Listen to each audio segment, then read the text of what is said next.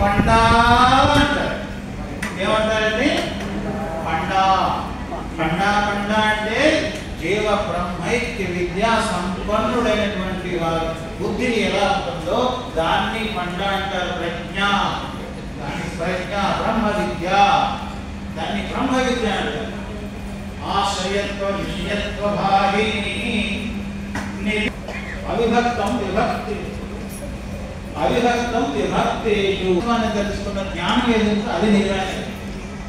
కాబట్టి ఇప్పుడు నల్లగా ఉన్నాను అన్నటువంటిది శరీరం యొక్క చర్మం మీద ఆగిపోయింది. లావుగా ఉన్నాను, పొట్టిగా కొడుకున్నటువంటిది చర్మంలో ఆగిపోయింది. ఇంకా లోపలిపోతూ నేను బుద్ధిమంతుడను, నేను అజ్ఞాని అన్నది ఎవరి గుణం అంటే ఇప్పుడు మహాత్ములు చెప్పారు కదా, ఒక్క తోక అది చంచలం. భగవద్గీతలో కూడా చంచలం హి మనః కృష్ణ. చంచలం మనస్సు. మనస్సు చంచలం అయితే వీడు మహాచంచలం అంటాడు. అనేవారు కూడా అంటారు కదా, వీడు మహాచంచలం, వీడు మహాచంచలం. అంటే ఎవడు? వాడి యొక్క మనసు యొక్క లక్షణాన్ని బట్టి వాడిని బేరీ వేస్తున్నారు. వీడు చంచలము, నేను చంచలంగా ఉన్నాను, నేను నిశ్చలంగా ఉన్నాను. నిశ్చలంగా ఉండేదేది, చంచలంగా ఉండేదేది? ఏమండి? సర్వాంతర్యామి సర్వశక్తి స్వరూపము సర్వాధిష్టాన స్వరూపము చంచలమా నిశ్చలమా? సూది మొలమపడానికి కూడా స్థలము ఖాళీ లేకుండా అంతటా వ్యాపించి ఉన్నది. ఈశావాస్యం సర్వం సత్యం జ్ఞానం అనంతం బ్రహ్మ అనేటువంటిది ఆధార స్వరూపము, అధిష్టాన స్వరూపము అనేటువంటిది చంచలమా నిశ్చలమా?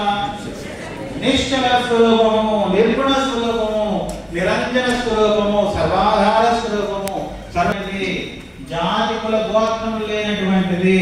అది ఏది అంటే ఏది ఉంటే దేని యొక్క స్ఫూర్తితో ఈ విధంగా వాక్కు బయట వస్తూ ఉన్నదో, దేని యొక్క స్ఫూర్తితో ఈ కళ్ళ ద్వారా మనం చూడగలుగుతూ ఉన్నామో, ఏ స్ఫూర్తితో ఏ శక్తితో మీరు ఈ శ్రవణేంద్రియాల ద్వారా వినగలుగుతూ ఉన్నారు. ఆకాశం అనేది అది కూడా కార్యమే. కానీ కార్యమైనటువంటి ఆకాశం కూడా మన దృష్టిగోచరం దూరంగా ఉండేది చూడలేము, అత్యంత సమీపంగా ఉండేది చూడలేము. ఇదంతా అశాశ్వతమైనది. వ్యక్తమైన దాంట్లో కూడా స్థూలము, సూక్ష్మము, కారణమని 3 రకాలు ఉంటాయి. ఇవన్నీ కూడా వ్యక్తమే. వ్యక్తమైనది కూడా అన్నీ కూడా అనిత్యములే. కనుక అనిత్యము ఎంతో దృష్టి పెట్టుకొని వస్తువును చూశాను, లావుగా ఉండే వస్తువుని వ్యక్తిని చూశాను అని అనడం కానీ, ఈ చంచలమైనటువంటి మనిషి అని కానీ, చంచలమైనటువంటి వాడు అని కానీ, బుద్ధిమంతుడు అని కానీ, బుద్ధిహీనుడు అని కానీ, ఈ ధర్మములన్నీ శాశ్వతమైన ఆత్మకు ఉన్నవా? శాశ్వతమైన ఆత్మకు ఈ ధర్మములు లేవు.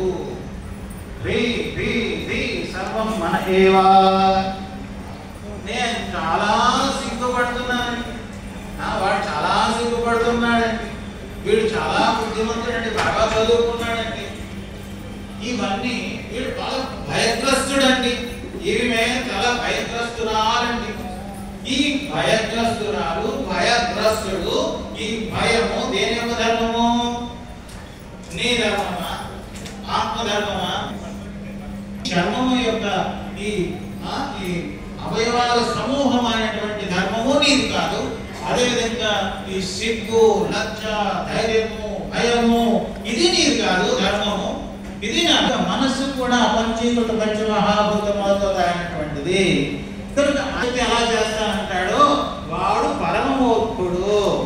ఎందుకంటే మనస్సు సహజంగానే చంచలము కదా.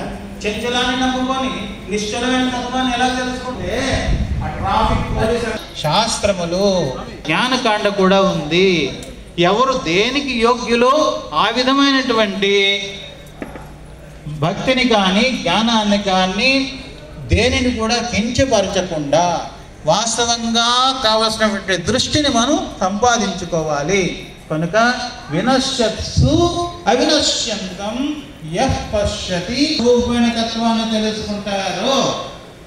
వినాశశీలమైన ఈ శరీరం అంటే కనిపించే స్థూల శరీరమే కాదు, ఈ స్థూల శరీరం లోపల ఉన్నటువంటి ఇప్పుడు మనం చెప్పుకున్న మనస్సు కూడా, ఈ మనస్సు కూడా వినాశశీలమైనది. ఈ వినాశశీలమైన మనస్సు చంచలంగా ఉందని సంస్కృతం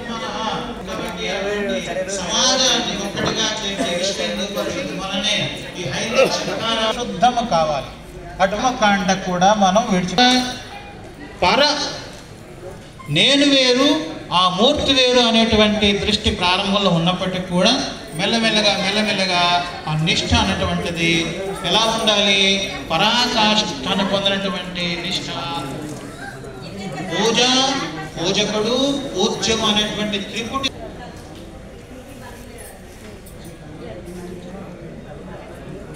ఆ శ్రీమాన్ కరుటూరి ధనంజయ గారు, ధనంజయ చాలా మంచి పుణ్యాత్ములు. ఇప్పుడు మనం చెప్పుకున్నటువంటి విషయం ఏమై శరీరం